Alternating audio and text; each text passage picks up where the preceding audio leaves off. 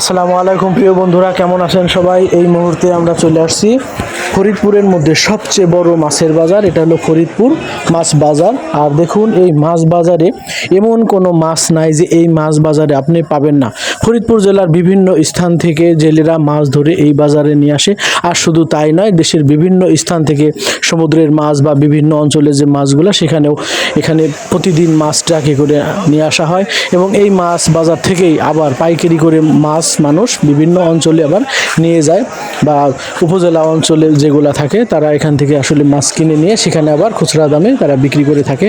আর যারা যে বিয়ে বাড়ির মাছ বা বিভিন্ন অনুষ্ঠানের বড় বড় মাছ লাগে, এই মাছগুলো সাধারণত স্থানীয়ভাবে পাওয়া যায় না। আর আপনার যদি এমন মাছ প্রয়োজন হয় তাহলে অবশ্যই আপনাকে আসতে হবে আমাদের ফরিদপুর মাছ বাজারে। আর এই মাছ বাজারে আপনি পেয়ে যাবেন সব ধরনের মাছ, যে কোনো মাছ, সামুদ্রিক মাছ, ইলিশ মাছ, ছোট মাছ, বড় মাছ, সব মাছ এখানে পাওয়া যায়।